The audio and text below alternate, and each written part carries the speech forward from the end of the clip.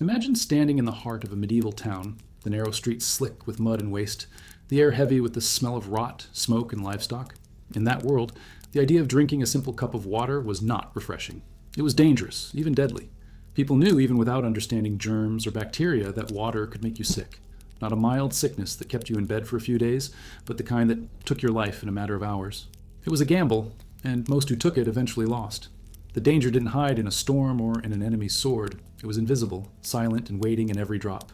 You could be a farmer, sweating under the summer sun, throat dry and lips cracked, but one swallow from a nearby stream might bring agony before nightfall. You could be a child, running through the market, laughing, then sipping from a wooden bucket in the corner of a stall, and within days, that laughter could turn into fevered screams as the body gave in to an unseen killer. What made it worse was that this was not rare. The stories of entire families collapsing from illness after sharing the same water were whispered from door to door. Mothers feared it. Travelers carried their own flasks, not for convenience, but for survival. Wells, which should have been symbols of life, became sources of dread. The wooden bucket descending into the darkness didn't bring comfort. It carried the unknown. Would it return with something safe, or with liquid death that no one could see until it was too late? If you enjoyed this story and want to hear more, make sure to subscribe and join our community. And tell me in the comments, where are you watching from and what time is it right now in your city? And there was no real way to test it. People had their own crude methods, looking at clarity, smelling it, even tasting a drop, but none of these could reveal the true threat. Water could look pure and still be a trap.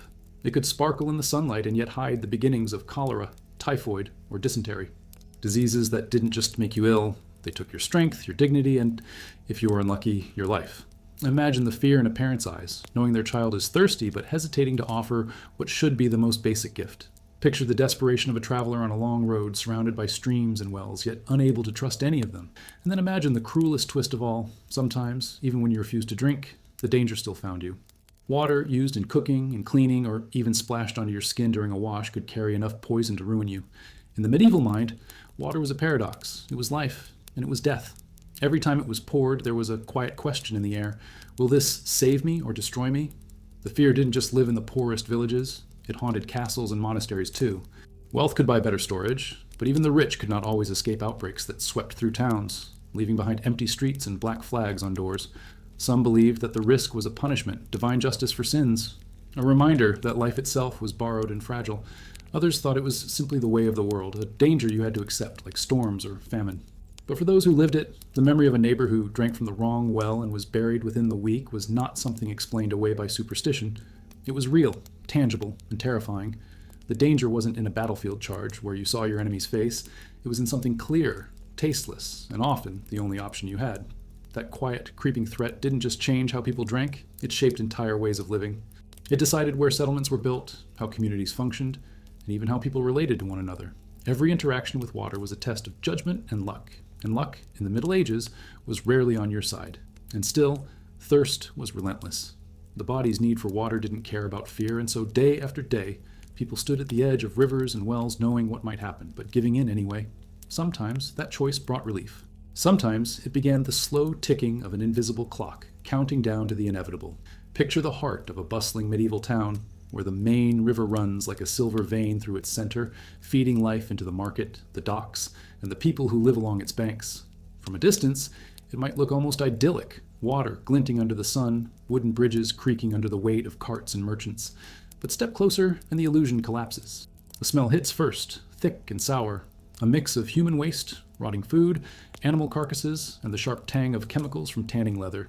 This was no pristine ribbon of nature. It was the town's open sewer, a living current of disease. The river was where everything went when people no longer wanted to deal with it.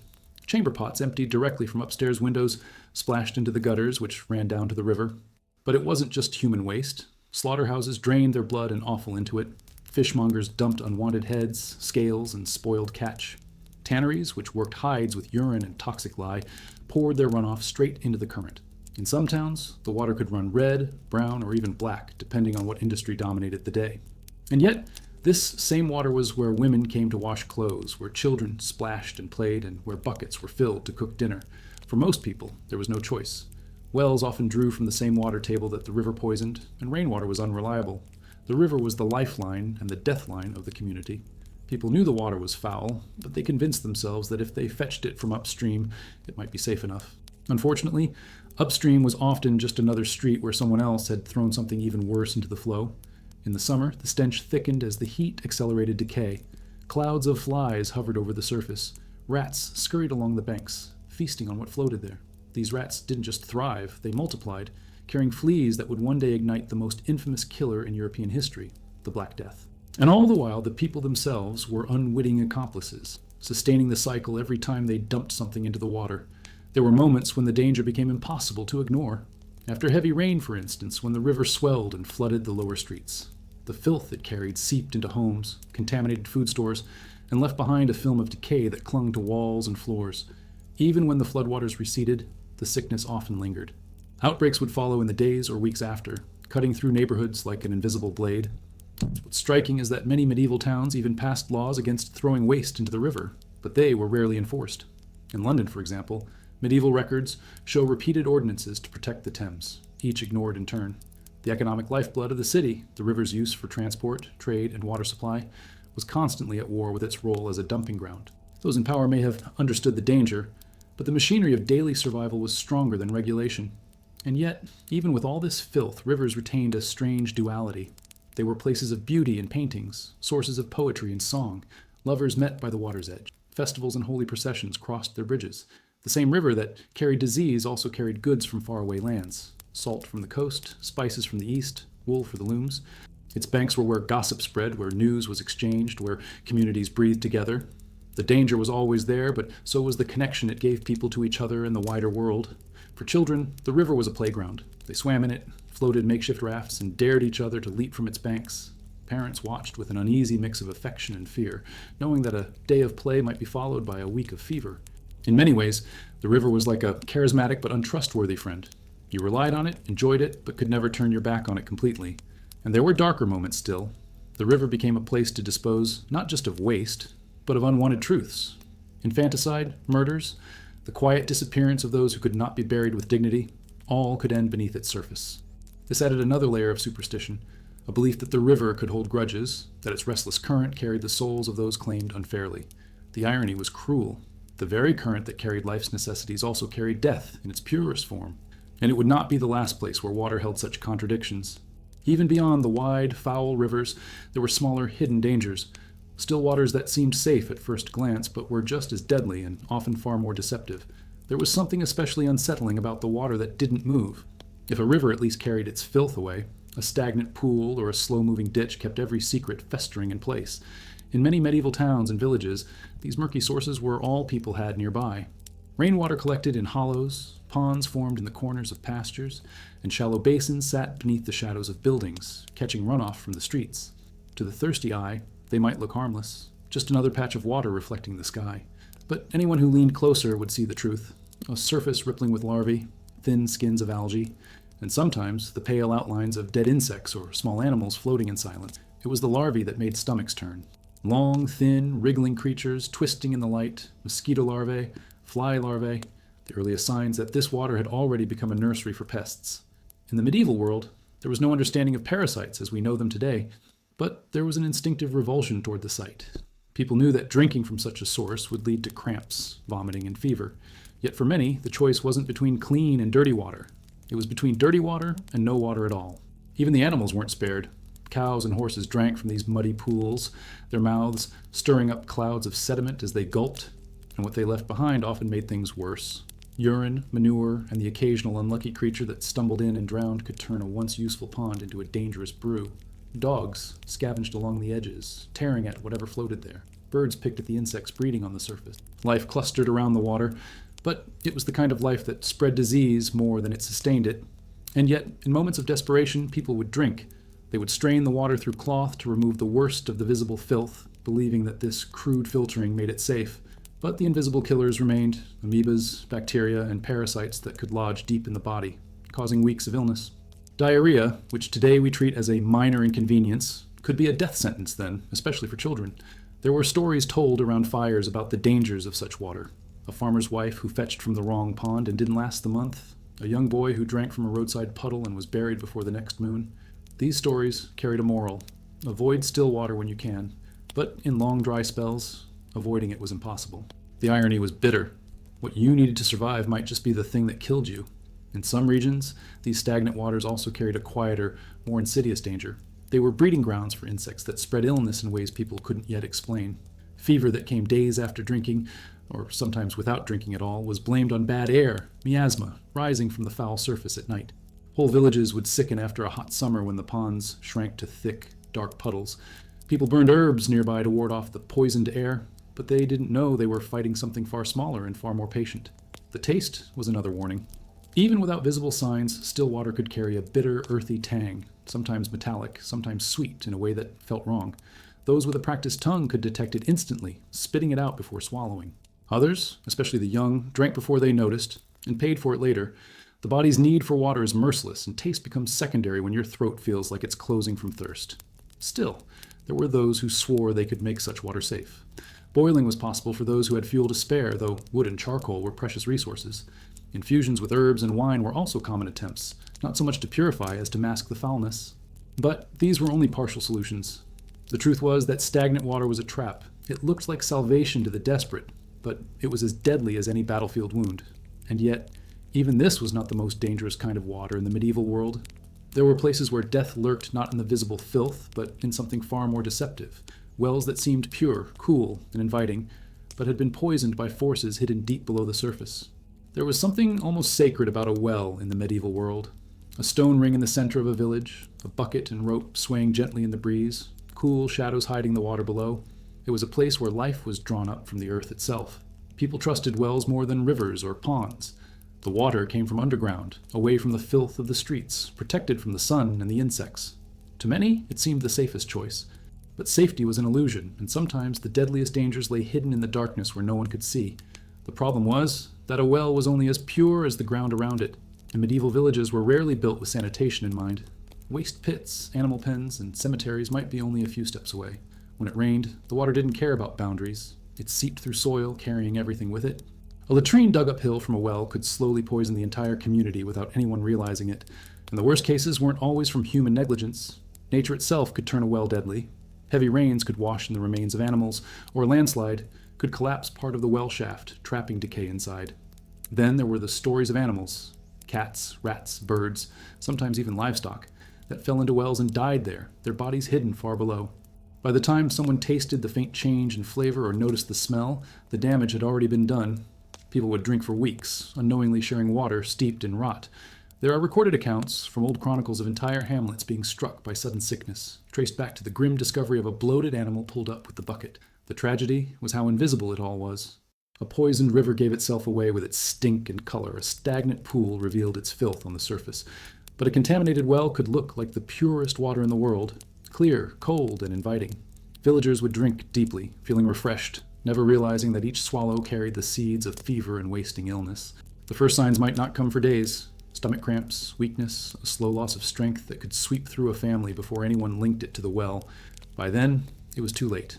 Superstition grew around such events. People whispered that an angry spirit had cursed the water, that the well was haunted by the soul of someone wronged. Some believed the reflection in the water could reveal whether it was safe. If it looked clouded, if your face appeared twisted or pale, you should turn away. Others dropped silver coins in, thinking the metal would drive out evil or somehow purify what was inside. In truth, these rituals were powerless against the invisible tide of bacteria and parasites moving unseen in the depths. Cleaning a contaminated well was no simple task. It often meant hauling up bucket after bucket until the water ran clear again, scrubbing the walls with lime or ash, and in some desperate cases, abandoning the well entirely. But abandoning a well meant losing the very heart of a settlement. Wells were not just water sources. They were meeting places, landmarks, and symbols of stability. To seal one up was like cutting a vein from the body of the village. And so many people simply carried on, trusting to luck and prayer. They might draw water at certain times of day or from certain depths, believing it made a difference. Some even mixed their well water with ale or wine, hoping to kill whatever unseen danger lurked there. These measures might delay sickness, but they couldn't stop it entirely. The truth was, no one could tell just by looking whether a well was a gift from the earth or a trap laid beneath their feet. The cruelest part was that sometimes the danger didn't come from neglect or bad fortune. It came from malice. There are accounts of enemies poisoning wells during sieges, throwing carcasses into them, or dumping filth to break the spirit of those trapped inside city walls. In such moments, water became a weapon, and thirst became a tool of war. The same stone circle that once brought comfort now held the power to destroy. But even knowing the risks, people clung to their wells. They had to. There were no pipelines, no bottled water, no easy alternatives. A well was hope in physical form, and hope was something no one could afford to give up. That was the paradox of medieval life. Danger and necessity were often one and the same. And when a source as trusted as the well could turn treacherous, it forced people to look for other ways to make their water safe. This is where the strange practice of diluting wine with water began to feel less like a quirk of taste and more like a quiet form of survival. By the time people began turning to wine as a daily drink, it was less about pleasure and more about survival. In a world where water could hide sickness, mixing it with wine seemed like a small act of control over an unpredictable threat. The idea was simple. The alcohol in wine, even when diluted, was believed to kill whatever poisoned the water. No one in the Middle Ages knew the word bacteria, but they knew enough to notice that people who drank watered wine often stayed healthier than those who drank straight from the well or river. Wine was not consumed in great, intoxicating gulps, at least not by the working poor. It was stretched as far as possible. A cup of wine could be poured into a larger jug, topped up with water, and shared among a household. This wasn't about making it taste better. It was about making the water safer, masking any unpleasant smell, and adding a faint tang that made people believe it had been purified. For many, especially in warmer climates, this became as routine as bread at the table. Children drank it too. In fact, in some towns it was expected. Giving a child plain water was considered risky unless you had no choice. Diluted wine, or in beer-drinking regions, weak ale was thought to protect them. A 6-year-old might grow up having never tasted pure water, not because of indulgence, but because of fear. Parents passed this practice to their children the way others might pass down a family recipe. Only here, the recipe was for survival. Of course, not all wine was created equal. The wealthy could afford finer vintages, imported from other regions, while peasants often drank rough, sour wine made locally. In poorer areas, wine could mean any fermented liquid, sometimes little more than grape skins steeped in water until it picked up color and acidity. The important thing wasn't the taste, it was the belief that it carried protection. In some places, people even added herbs or spices to the mix, thinking it would strengthen its purifying power. Rosemary, thyme, or even garlic could find their way into the cup, creating a drink that was half medicine, half necessity. This habit was not just practical, it shaped entire social customs. Meals were built around a shared jug. Workers in the fields carried leather flasks filled with their own blend of water and wine, drinking it steadily through the day. Sailors on long voyages rationed their wine not to avoid drunkenness, but to make sure their water supply didn't turn foul. Monks, bound by strict rules of moderation, drank small wine at mealtimes, so diluted that it barely tasted of grapes at all, yet still enough to give them peace of mind. It wasn't foolproof. Disease still spread, and wine could not make contaminated water truly safe. But in a time when choices were few, it tipped the odds just enough to matter. And when you've seen neighbors buried after drinking from the wrong place, any edge was worth clinging to. People didn't need proof. They had stories. My uncle drank only wine and never got sick, someone might say. Or, the year I stopped watering the wine was the year I nearly died. These tales became part of the culture, cementing the idea that wine, even in its thinnest form, was life-saving. Over time, this habit blurred the line between medicine and daily life. It wasn't just about avoiding illness anymore, it was about tradition, identity, and a sense of safety. Guests were welcomed with a cup. Travelers offered a drink before they even sat down. Refusing wine could be seen as odd, even suspicious, as if you were rejecting the shared wisdom of generations. Still, there was a quiet irony.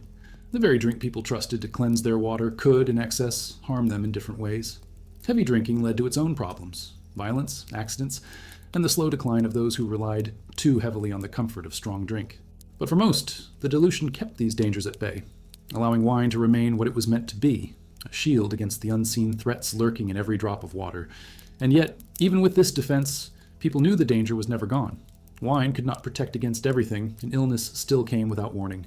Sometimes it was a sickness that moved in silence, spreading through a community without fanfare until the first grave was dug.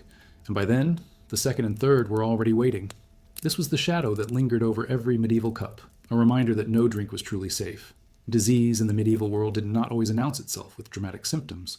Sometimes it crept in quietly, weaving through the rhythms of daily life until it was too late to fight back.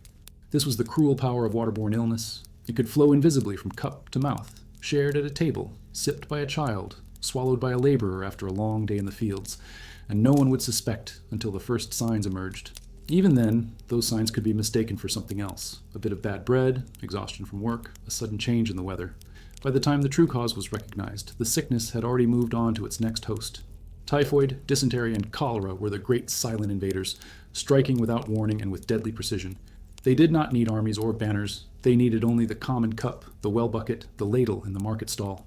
In towns, where people lived shoulder to shoulder, these illnesses could cut down entire streets in weeks. The fever would rise, the body would weaken, and dehydration would set in with ruthless speed. A person might be talking at breakfast and buried before the week was out. The silence of these diseases was part of what made them so terrifying. A river could stink, a pond could look foul, a well might taste strange, but water that carried these killers often looked as pure as melted snow. It could be drawn in crystal clarity, cool and refreshing, yet laced with death. This betrayal of the senses left people powerless. You could avoid the water that smelled like rot, but you could not protect yourself from the water that lied. And there was no real cure. Medieval medicine could treat symptoms, herbal infusions for the stomach, poultices to cool the fever, but it could not destroy the source. Once the disease took hold, the body either fought it off or surrendered. Families clung to hope as they spooned watered wine or broth into the lips of the sick, praying that strength would return. Sometimes it did. Often it didn't. And when it didn't, grief was followed by fear, because if one person in the household fell, others usually followed. The cycle could devastate a community. In a small village, the death of even a few laborers or farmers could cripple food production. In cities, outbreaks could empty entire neighborhoods, leaving behind abandoned homes and shuttered shops. Trade slowed, markets thinned, and the fear of the unseen enemy grew. People turned to religion for explanations. Priests preached that these plagues were punishments for sin, urging repentance and prayer. Processions of barefoot penitents marched through the streets, carrying candles and chanting hymns, hoping to ward off the wrath that seemed to rise from the very water they depended on. Don't forget to hit that subscribe button so you don't miss the next episode. I'm curious. Write down in the comments which city you're in and what time it is there as you're watching this. Superstition flourished in this uncertainty. Some believed that hanging charms over the well could protect the water. Others burned herbs at the edge of rivers, letting the smoke drift across the surface in a symbolic cleansing. A few even swore by the power of placing iron objects in the water, knives, nails, horseshoes, to drive out evil forces. None of it worked, but these rituals offered the comfort of action in a world where most dangers were beyond control. It was not just the poor who suffered. Nobles and wealthy merchants, with their private wells and better storage, were not immune. Servants could still fetch contaminated water. Cooks could prepare meals with it, and guests could bring sickness from their own towns. In fact, the gatherings and feasts of the wealthy often became perfect breeding grounds for disease. Dozens of people eating and drinking from the same supply, talking and laughing as the silent enemy moved from cup to cup. Travelers carried it too. A merchant might leave a healthy town and arrive at another with fever already growing inside him, never realizing he had become the messenger of death. By the time his symptoms showed, the infection was already part of the new place's water and food. The movement of goods and people, so essential for medieval life, also ensured that no community was truly safe. What made this all the more tragic was how helpless people felt in the face of it. You could avoid strangers during an outbreak, you could keep your distance from the obviously sick, but you could not stop drinking. Thirst was relentless. The body demanded water no matter how much you feared it. And so, people kept dipping buckets, kept pouring cups, kept swallowing the same invisible danger that had already taken their neighbors. This quiet persistence of illness left its mark on the medieval psyche. It taught people that life was fragile, that death could come without warning, and that survival often depended on nothing more than luck. And when luck finally ran out, it was not always a roaring, dramatic end. It could be as simple as a sip from the wrong jug, a shared ladle at a feast, a drink taken in good faith on a hot afternoon. Yet, even knowing all this, people still reached for the water when thirst overcame them. In the end, the need to drink always defeated fear. And in those desperate moments, when the sun burned high and the mouth felt like dust, the mind made its own bargain. Better to risk sickness tomorrow than to endure the agony of thirst today. It was in that choice, the surrender to the body's need, that the seeds of the next outbreak were sown. Thirst in the medieval world was not just a passing discomfort, it was a force that could strip away reason, dignity, and fear in a matter of hours. A dry mouth, parched lips, and the burning ache in the throat could become so overwhelming that all warnings, all past tragedies, faded into the background. People who had buried loved ones after drinking bad water still found themselves standing over a bucket, dipping the ladle and taking that first desperate swallow. It wasn't courage, and it wasn't ignorance. It was the body's most primal demand overpowering the mind's deepest caution. Summer was the cruelest season. The heat baked the streets, dried the fields, and left wells lower than usual. Streams that had once flowed with cool, steady water became sluggish, revealing stones and debris that were normally hidden. The little water that remained was often warm, cloudy, and buzzing with insects. But when the sun beat down and sweat rolled freely, none of that mattered as much as the promise of relief. Farmers in the fields, faces red from the heat, would drink straight from irrigation ditches. Children playing in the dust would cup their hands into any puddle they could find. And travelers on the road, exhausted from walking miles under an unforgiving sky, would kneel beside a roadside trough meant for animals and drink as if it were the finest spring in the land. It was in these moments of thirst-driven surrender that some of the most deadly illnesses began their silent march. People knew the risks, they had heard the warnings, seen the funerals, but thirst dulled the memory of danger. In a strange way, they convinced themselves that just a small sip couldn't hurt, or that this time the water might be clean enough. This kind of thinking was dangerous, but it was also human. When survival instincts clash, the one tied to immediate relief usually wins over the one tied to long-term safety. The irony was that the people most at risk were often the ones who worked the hardest. Laborers, farmers, soldiers, those who spent hours in the heat were the ones most likely to drink from unsafe sources. A soldier guarding the walls during a siege might have no choice but to drink from a barrel topped up with rainwater, never knowing if a dead rat lay rotting at the bottom. A mason repairing the outer walls might grab a quick drink from a shallow ditch because the nearest well was half a mile away. These choices, made in exhaustion, could lead to fever within days. Even within homes, the temptation of water could override caution. A barrel filled from the river might be kept for washing, not drinking, but on a hot afternoon, someone might take a quick swallow before anyone could stop them. Mothers scolded children for doing it, but the same mothers might find themselves doing it too when no one was looking. Thirst was the great equalizer. Poor or rich, cautious or reckless, everyone felt its sting. There was also a cultural weight to drinking that made refusal harder. In many places, offering water to a guest was a sign of hospitality, just as much as offering bread or a seat by the fire. To turn it down could be seen as rude, even insulting. And so, people sometimes drank to avoid offense, even when they suspected the source might be risky. It was easier to risk illness than to risk the social tension that came with refusing a host's generosity. Some tried to fight the pull of thirst by preparing drinks in advance, watering wine in the morning, brewing weak ale overnight, or collecting rainwater in clean containers. But these solutions didn't always last. Wine soured, ale went flat, and rainwater could grow stale and algae-filled if left too long. And so the cycle continued. Plans made in the cool of the morning were abandoned in the heat of the day, replaced by the quick, reckless gulp from whatever source was closest. The most tragic thing about thirst's victory over caution was how often it came at the very end of a person's endurance. There are accounts from chroniclers describing how, during plagues and famines, survivors would hold out for days without touching the dangerous water nearby, only to give in at last, drink deeply, and be found dead within the week. To them, that final drink might have felt like salvation. In reality, it was the last step toward their undoing. This relentless conflict between the need for water and the fear of it shaped not just individual choices, but the way communities lived. It drove people to seek new methods of making water safe, to experiment with herbs, alcohol, and boiling, even if they didn't fully understand why some methods worked better than others. And it fueled the search for better sources, clearer springs, deeper wells, cleaner rivers, that could quench thirst without carrying such heavy risks. But thirst was not the only driving force behind these innovations. There was also the slow, dawning realization that water safety wasn't just about where you drank. It was about how you stored it, transported it, and protected it from the moment it left its source. That understanding, born from years of loss and desperation, would eventually lead to the first real steps toward controlling the quality of drinking water. And those steps, though rudimentary, marked the beginning of an entirely new chapter in the medieval relationship with the liquid that gave life and death in equal measure. The earliest attempts at controlling water safety in the medieval world were rarely organized, but they were born from necessity and bitter experience. Communities that had suffered repeated sickness began to realize that danger didn't only come from where the water was taken, it also lurked in how it was handled afterward. People who fetched water from the cleanest stream could still fall ill if that same water was stored carelessly, left uncovered for flies to land on, or poured into containers that hadn't been cleaned for weeks.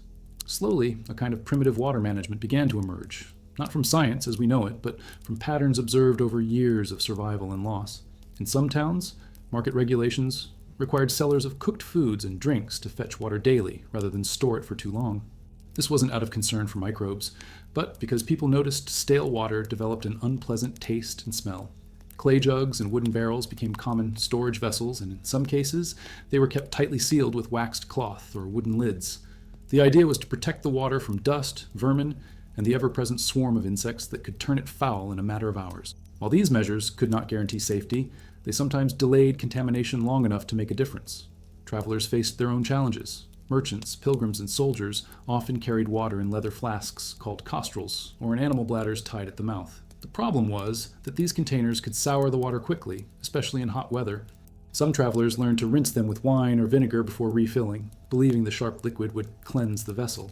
This practice did, in fact, help reduce certain harmful bacteria, though no one in the Middle Ages could explain why. Others went a step further, packing dried herbs like rosemary or sage into their containers, letting the water absorb the flavor and, perhaps by accident, a mild antibacterial effect. Monasteries were among the first to develop something closer to systematic water control. Monks, bound by discipline and routine, kept dedicated cisterns for collecting rainwater in channels to direct clean spring water into the abbey. They often covered their reservoirs and built stone basins to keep debris out. While the intention was partly to ensure an orderly supply for brewing ale or making bread, these practices also reduced the risks that came with stagnant or contaminated sources. In some abbeys, records mention rules about cleaning the channels regularly, a small but important step toward sanitation. Cities, however, were far more complicated. Urban centers were dense, chaotic, and full of competing demands. A single water source might serve hundreds of people, each with their own habits and disregard for regulations.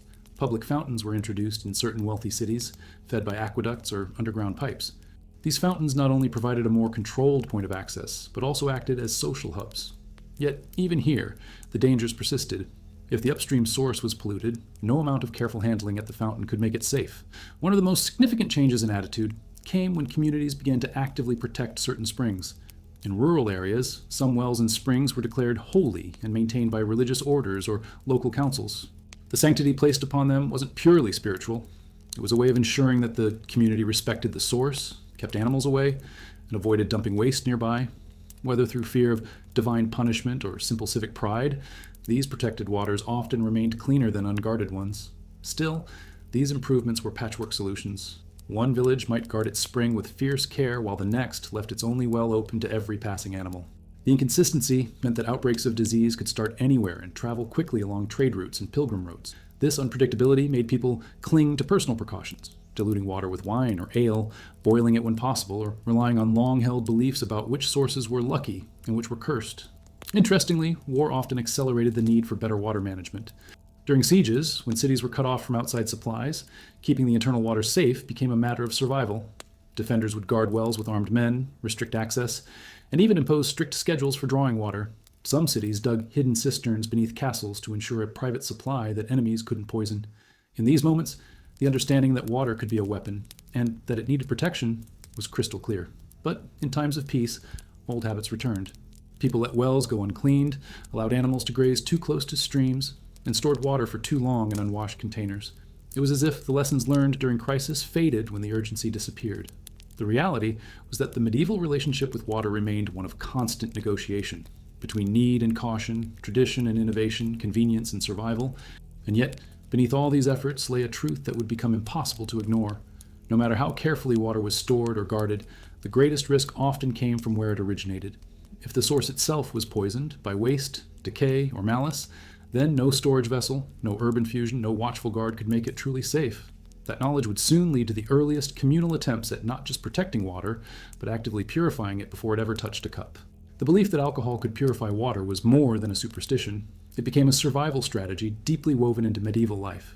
In a world where science, as we know it, did not exist, people relied on observation, tradition, and the stories passed down from those who had lived through outbreaks. And one observation stood out.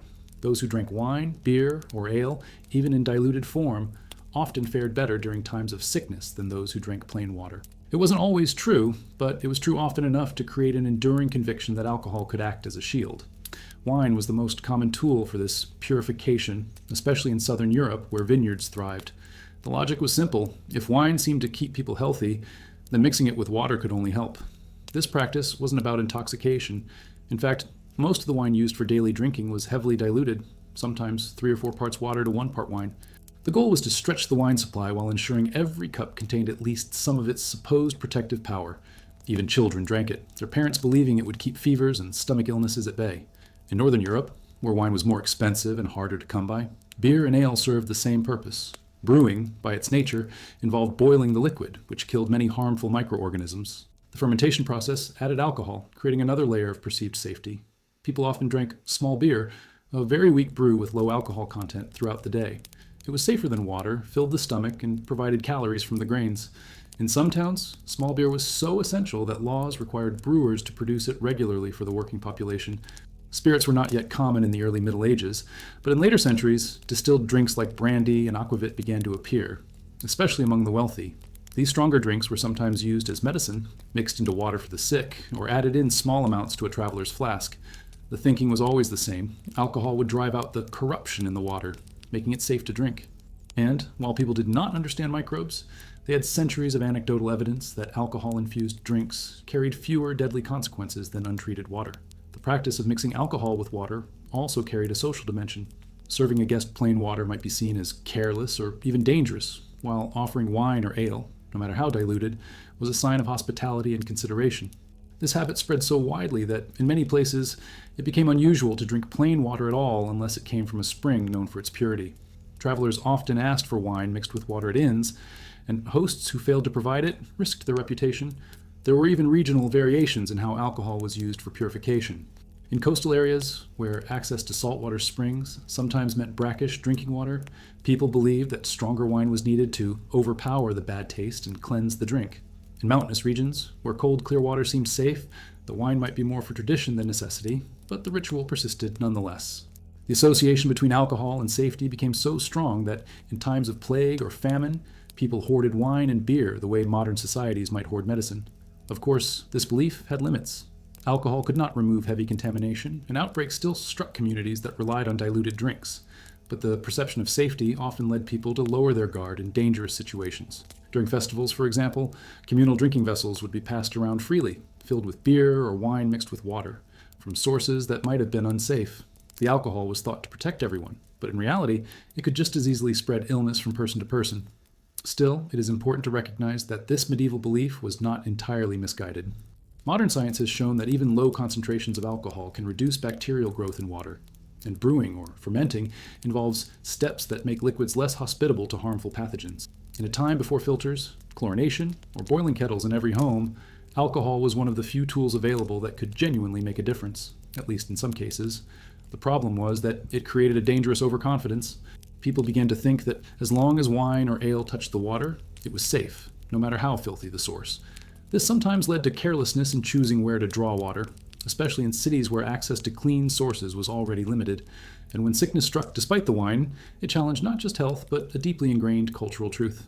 That tension between the trust placed in alcohol as a purifier and the reality that it could not prevent every tragedy pushed communities to consider other explanations and other solutions. Some turned to religious interpretations, believing divine blessing was needed to truly cleanse water. Others began experimenting with herbs, metals, and minerals, hoping to find new ways to protect themselves.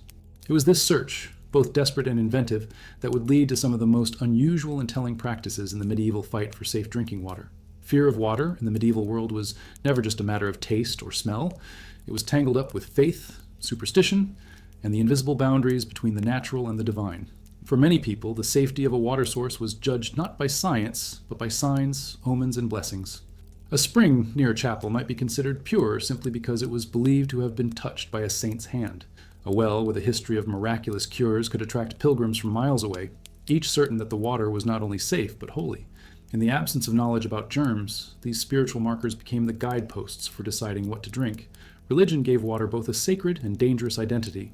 In Christianity, water was a symbol of life and salvation. It washed away sin in baptism and was blessed in ceremonies to drive away evil.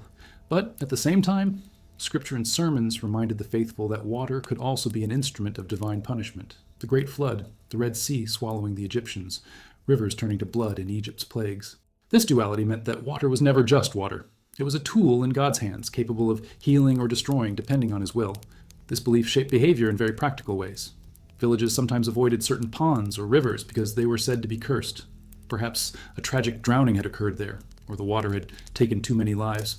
People might only draw from a source after a priest had blessed it, or they might refuse to drink from it unless they could see their reflection clearly, believing murky water hid evil spirits. In times of drought or sickness, communities held processions to wells, carrying relics and singing hymns, pleading for the water to be made safe again. Superstition also blended with older pagan traditions that survived under a Christian surface. Sacred springs dedicated to local deities before Christianity often retained their importance, with the saints replacing the old gods in name but not always in function. Offerings might still be left nearby, flowers, coins, or bread, meant to appease whatever force guarded the source. In some places, people believed that if you angered the spirit of a spring or well, it would turn its water foul until you made amends. For those who could not rely on proximity to a blessed or lucky source, talismans and charms offered portable protection.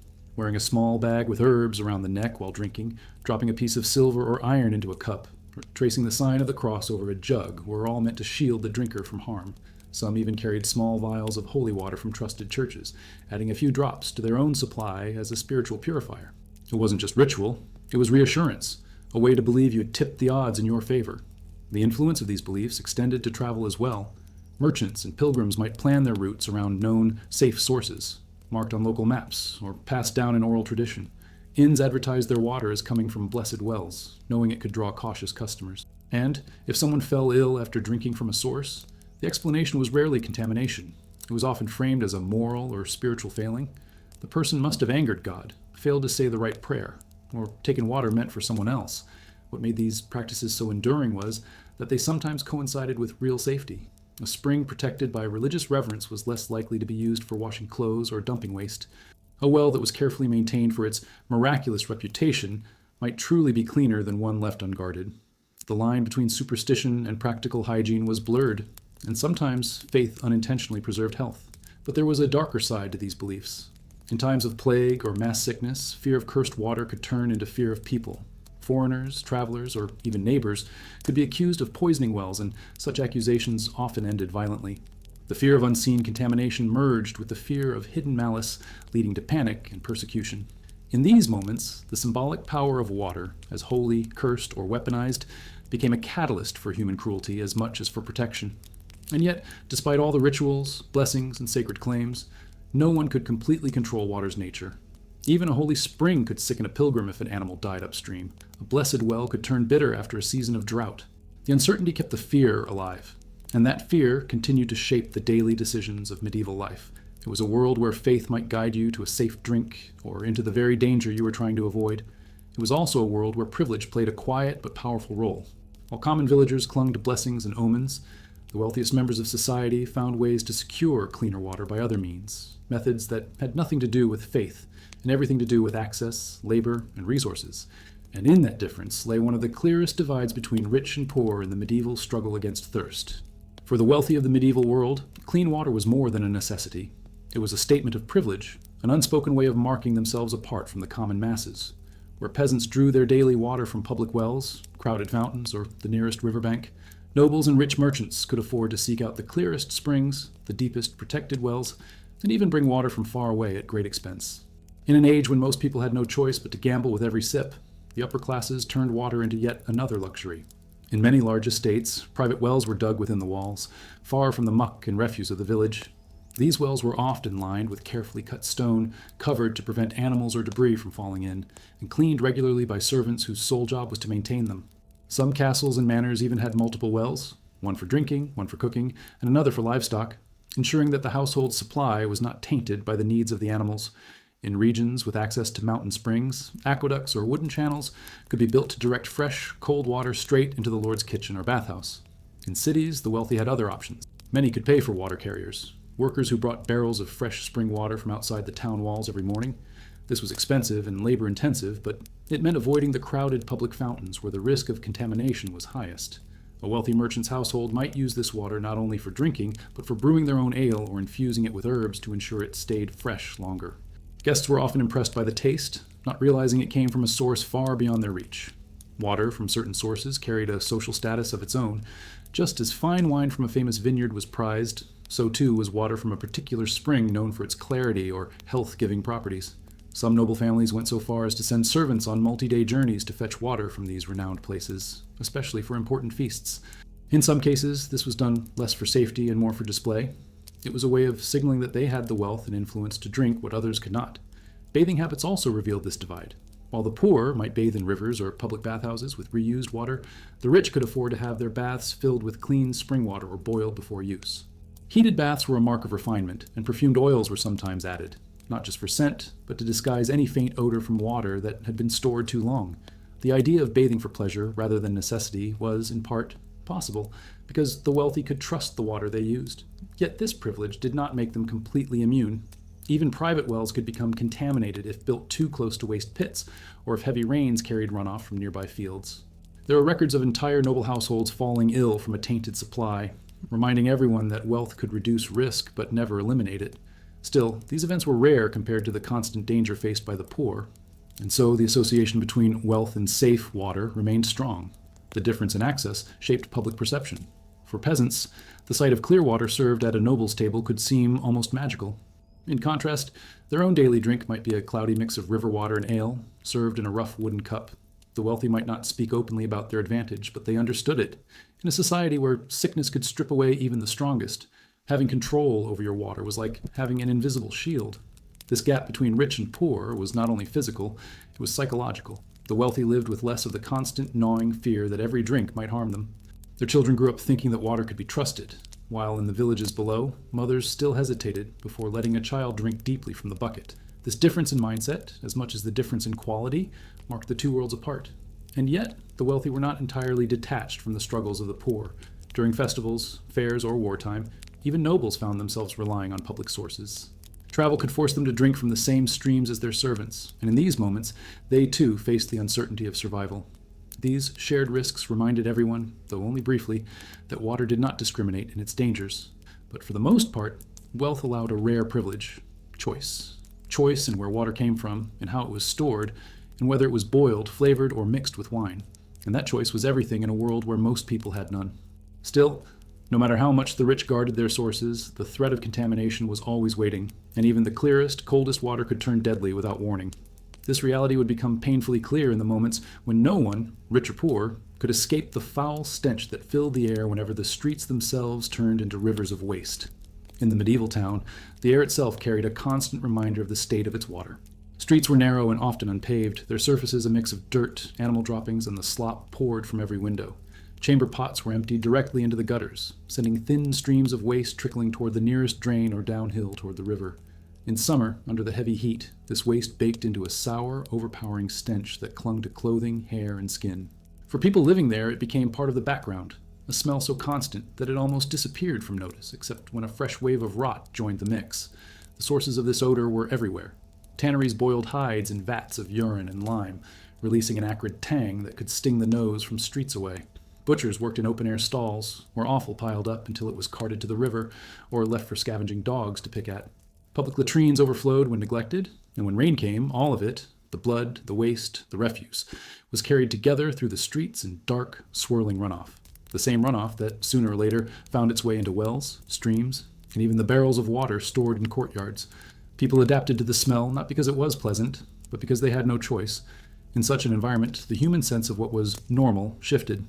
New arrivals from the countryside sometimes gagged as they stepped into a busy market, while locals carried on with their business as if nothing were wrong. Children played in alleys where the gutters ran with cloudy water, splashing barefoot and laughing, their noses already accustomed to the foulness. For some, the smell was even used as a crude warning system. A particularly strong stench near a well might lead the locals to avoid it until the source was found and removed. But this was unreliable. Many deadly contaminants had no odor at all, and by the time a smell appeared, sickness might already have taken root in those who drank from it. Still, it was one of the few tools available to those without scientific knowledge. If the nose recoiled, perhaps the water was bad. Daily life was built around navigating this sensory landscape. Bakers covered their dough to keep flies from the nearby gutters away. Merchants kept their goods elevated on wooden stands, trying to stay above the filth. Women fetching water learned to cover their buckets with cloth for the walk home, shielding it as much from the air as from curious hands. Yet no matter how careful people were, the stench seeped into everything. In wealthier households, scented herbs and flowers were kept in bowls or burned as incense to mask the odor.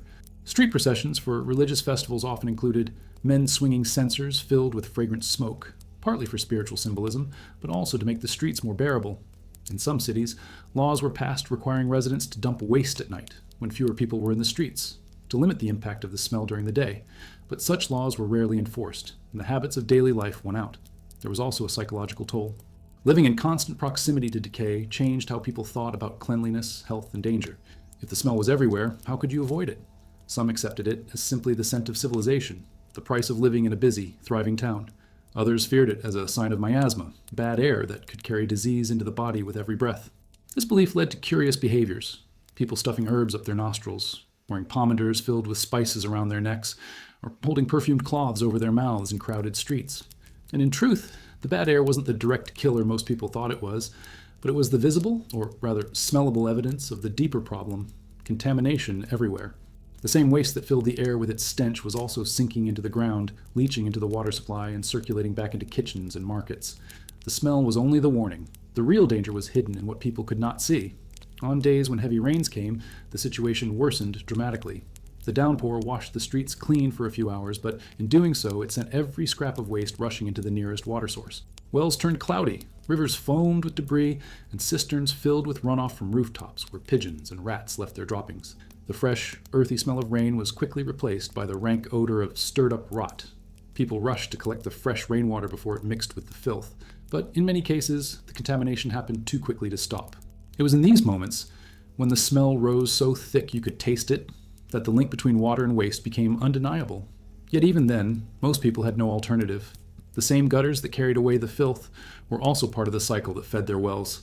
In a way, the smell was a constant reminder of how fragile that cycle was. And when the air grew too foul to ignore, it often signaled that something worse was coming. An outbreak, an epidemic, the kind of sickness that swept through town before anyone could escape. That fear kept people alert, but it also pushed them to consider any possible alternative, even if it meant taking risks. And in some cases, those alternatives could be just as dangerous, because the water that seemed clean might hide dangers far more subtle than the stench of the streets. Accidents around medieval water sources were far more common than most people today would imagine. Wells, rivers, and ponds were essential to daily life, but they were also hazards in their own right, silent traps waiting for a moment's carelessness. The risk was not limited to drowning, though that alone claimed countless lives. There were falls that broke bones, injuries from hauling heavy buckets, and deaths caused by structures collapsing underfoot. Water could give life, but in the wrong moment, it could just as easily take it. Wells were among the most dangerous places in a village, especially for children. Many were open or covered only by a simple wooden lid, easy for a small hand to lift or for a curious child to fall through while playing. Depths could range from a few meters to over 20, and a fall into that darkness was almost always fatal. Even for adults, leaning too far over the edge while drawing water could be deadly. There are recorded cases of people tumbling in head first after losing their balance, sometimes in front of horrified family members. Rescue was nearly impossible. There was rarely equipment for pulling someone out, and by the time help was organized, it was usually too late. Rivers carried their own set of dangers. Strong currents could sweep away even experienced swimmers, especially after heavy rains or during seasonal floods. Ferrymen and fishermen faced these risks daily, maneuvering small boats that could overturn in seconds. People washing clothes on the riverbank sometimes slipped on algae-covered stones, tumbling into deeper water. Those who survived spoke of the cold shock stealing their breath before they had time to scream. For many who drowned, the bodies were never recovered, carried downstream into unknown waters. The danger was magnified during floods. When a river broke its banks, it could surge into streets and homes, catching people off guard in the middle of the night. These floodwaters were unpredictable, hiding debris, holes, and sudden drops beneath their surface. Entire families could be swept away before they had time to gather belongings or flee. And when the waters receded, they left behind not only destruction, but contamination, turning clean wells foul and setting the stage for disease outbreaks. Animals were frequent victims too. Cows, horses, and sheep sometimes wandered too close to a muddy bank and became stuck, their weight pulling them into the water. Once trapped, they could panic and drown before farmers could haul them out. These animal deaths carried another danger. Their decomposing bodies often ended up contaminating the same water people relied on for drinking. A single carcass hidden in a deep section of a well could poison an entire village's supply. There were also more sinister incidents. In times of tension or dispute, water sources could become sites of sabotage. Enemies, or even spiteful neighbors, might intentionally push someone into a well, making it appear like an accident. In urban areas, the crowded and chaotic conditions near public fountains made it easy for fights to break out, and more than one ended with someone being thrown into the water. Chroniclers sometimes mentioned these events in passing, but for those who lived them, they were tragedies tangled with suspicion and fear. Even seemingly safe activities could turn lethal. Fetching water was physically demanding, especially for women and children who often carried heavy buckets over long distances. The strain could cause slips, twisted ankles, or falls that ended with spilled water and injuries. In icy winters, paths to wells or rivers became slick with frost, adding another layer of danger to a daily chore. And yet, people had no choice. They needed water, no matter the risk. Drowning was such a persistent threat that it left its mark on local customs and beliefs. In some regions, rituals developed to appease the water after a death, as if the river or well had claimed a life and needed to be calmed before it took another. Flowers or coins might be thrown into the water and prayers offered to protect the living. Parents told their children cautionary tales of water spirits who lured the careless too close to the edge. Whether these spirits were believed to be real, or simply a way to keep children away from danger, the stories served as a grim reminder of what could happen. Still, no amount of warning could eliminate the accidents entirely. The combination of open access, daily necessity, and the natural unpredictability of water made danger unavoidable. And while accidental deaths were tragic, they often had further-reaching consequences than the loss of a single life. The death of a main provider could plunge a family into poverty. The contamination of a well after a drowning could leave an entire community without a safe source. Each incident rippled outward, leaving marks that lasted long after the water was calm again. These physical dangers were a constant, visible reminder of water's power. But there were other threats, less dramatic, less immediate, that could be just as destructive. These were the dangers that rose and fell with the weather, that appeared with the seasons and lingered in ways people only half understood. And in the medieval world, one of the most feared triggers for these hidden disasters was the unpredictable force of climate itself. In the medieval world, water was not a constant, dependable presence. It was a prisoner of the seasons, a resource that could vanish or turn treacherous depending on the mood of the sky. Climate was a silent master, dictating when water would nourish life and when it would deliver ruin. People lived in cycles of hope and dread, watching the skies for signs that could bring either salvation or catastrophe. And with every shift in weather came a new set of risks that could poison, pollute, or entirely erase the sources they depended on. Summer brought its own double-edged reality. Warm weather could be a blessing, making rivers calmer and more accessible, wells easier to draw from, and laundry or bathing more pleasant. But when heat lingered too long without rain, the same rivers shrank to sluggish trickles. Stagnant pools formed where the water had once run free, becoming breeding grounds for insects and collecting filth until they turned thick and foul. Wells, once brimming, dropped dangerously low, and the water that remained was warmer, cloudier, and more likely to carry disease. In these months, every sip carried the fear of hidden contamination, and thirst could tempt even the cautious into drinking from sources they knew were unsafe. Winter posed a different kind of challenge. In colder climates, water froze solid in ponds, rivers, and even wells, turning access into a grueling battle against ice. People hacked at frozen surfaces to reach the liquid beneath, sometimes breaking through too far and falling into the freezing depths. Water from snowmelt could be collected, but it lacked the freshness of spring water and often carried dirt and debris from rooftops or roads. Those who stored water indoors found it could grow stagnant over the long winter weeks, developing strange tastes and odors that made it unappealing but still necessary to drink.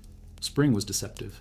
With its rains and thawing snows, water seemed abundant again, rushing down hillsides and filling rivers to the brim. But this abundance carried hidden danger.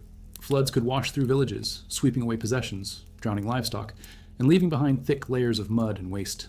Wells and springs that had been safe all winter could suddenly turn dangerous as runoff carried dead animals, human waste, and other contaminants into the water table. People spoke of sweet water in spring, but they also knew that drinking it too soon after a flood could be deadly. Autumn often provided the most stable period, with mild rains and cooler temperatures keeping water sources steady. Yet even here, climate could play cruel tricks. Heavy storms could swell rivers without warning, flooding fields and collapsing riverbanks. In coastal areas, seasonal tides and storms could push salt water inland, contaminating wells that had once been fresh. For fishing communities, a single storm could destroy the delicate balance of brackish water they relied on, ruining catches for weeks and straining both food and water supplies. Beyond the predictable seasons, there were years when climate broke its own rules. Extended droughts could last for months, drying out rivers entirely and forcing communities to dig deeper and deeper for water, sometimes tapping into supplies so old and stagnant that they tasted of earth and decay. Conversely, years of heavy rain could leave the land waterlogged, with standing water in every hollow and disease spreading faster than anyone could respond. Medieval chronicles often mention these years in the same breath as famine or plague, as if they were part of the same disaster, and in truth, they often were. Crop failures from bad weather meant weakened bodies, and weakened bodies meant more victims when waterborne illnesses struck. People did what they could to adapt. In some regions, communities built small dams or diverted streams to store water for dry months. Others dug seasonal wells that could be abandoned in winter and reopened in summer. Rainwater collection was common, though it carried its own risks if the storage containers were not kept clean. In flood-prone areas, villagers sometimes raised the edges of their wells or built protective walls around springs, though these measures were far from foolproof. But for all these efforts, medieval society remained at the mercy of the weather. A hot, dry summer could undo years of careful water management in a matter of weeks. A single storm could wipe away the cleanest sources and replace them with swirling, contaminated torrents. And because the connection between climate and disease was not fully understood, people often turned to superstition for explanations, blaming floods on divine anger, droughts on witchcraft, or sudden storms on the sins of the community. It was this combination of unpredictability and vulnerability that made climate one of the most feared influences on water. You could guard a well, bless a spring, or fetch water from far away, but you could not control the rain or stop the rivers from rising. And in those years when the climate turned especially cruel, the fight for safe water became more desperate than ever, driving communities to adopt rules and regulations that marked the first fragile steps toward organized sanitation. By the later Middle Ages, the repeated tragedies caused by foul water and poor sanitation had carved their lessons deep into the collective memory of towns and villages. People began to realize that survival required more than luck, superstition, or improvised household tricks. It demanded rules. These early attempts at public sanitation were crude, inconsistent, and often poorly enforced, but they marked a shift in thinking. For the first time, communities began to treat water safety as a shared responsibility, not just an individual concern. In many towns, councils or local lords issued decrees aimed at protecting water sources. Some of these focused on the most obvious threats, prohibiting the dumping of waste into rivers or near wells, restricting the washing of animal hides upstream from where people collected water, and fining those caught emptying chamber pots in public drains. In cities with growing populations, such as London or Paris, the rules were sometimes written into detailed ordinances, with penalties that could include heavy fines or even public shaming. The problem was that these measures relied on cooperation, and cooperation was not always forthcoming. Trade and industry often clashed with sanitation efforts. Tanneries, dye works, and slaughterhouses needed water constantly, but their waste was among the most dangerous. Even when regulations forbade them from discharging filth into drinking water sources, many ignored the rules. For a business, convenience and profit outweighed the distant, invisible threat of disease. As a result, authorities were forced to revisit the same laws again and again, each time with stronger language, but rarely with the manpower to enforce them. Some communities found more success with positive incentives. Certain towns built and maintained public fountains fed by aqueducts or underground conduits, making cleaner water more accessible. By giving people a safer alternative, they reduced the need for risky trips to contaminated rivers. In Venice, for example, rainwater collection systems were built into public squares, where large cisterns were filled through carefully filtered channels. These cisterns became lifelines during dry months, and their maintenance was a matter of civic pride. Religious institutions also played a surprising role in sanitation. Monasteries and convents, with their disciplined routines and relative resources, often maintained cleaner water supplies than the towns around them. They built enclosed wells, covered channels, and reservoirs protected from livestock and runoff. Some even charged small fees for access to their water, and people were willing to pay for the assurance that it came from a guarded source. In times of epidemic, these religious houses sometimes became the only reliable providers of drinkable water in the region. War and disaster, ironically, often sped up the adoption of sanitation measures. Sieges forced cities to guard their wells and springs more carefully, knowing that poisoned water could end resistance faster than any army. After floods or outbreaks, communities were more willing to accept strict rules, at least for a while. But as memories faded and daily pressures returned, enforcement weakened. Still, each crisis left behind a residue of knowledge that slowly shaped the norms of urban life. Not all rules were practical by modern standards. Some were based on mistaken beliefs, like banning certain unlucky plants from growing near wells or requiring that wells be blessed regularly to keep them pure. Others focused more on moral behavior than actual cleanliness, with laws forbidding swearing or immoral acts near water sources, as if disease could be offended into retreat. Yet even these measures, misguided as they were, reflected a growing awareness that water safety was worth protecting. The real turning point came when communities started assigning specific people to manage and monitor water sources. These early inspectors, or keepers of the well, were responsible for checking for obvious signs of contamination, organizing cleanings, and reporting violations. While their authority was limited, they represented the earliest form of organized public health oversight, a recognition that the safety of water could not be left entirely to chance or to the goodwill of individual households. These first sanitation rules were far from perfect. They could not stop the invisible spread of bacteria or viruses, and they could be ignored or corrupted by those with influence, but they laid the groundwork for something larger. The idea that access to clean water was a matter of communal survival. That belief, fragile and inconsistent though it was, would endure into the centuries to come, eventually shaping the massive public health systems we take for granted today. Yet for the medieval people who lived under these early regulations, the daily experience of water was still a gamble. The laws might help, the wells might be guarded, and the fountains might run clear, but no one could ever be entirely sure what dangers were hidden in the depths of the cup. And so, every drink still carried a shadow, a whisper of the centuries-old truth. Water could save you, or it could kill you, and no law was strong enough to change that overnight.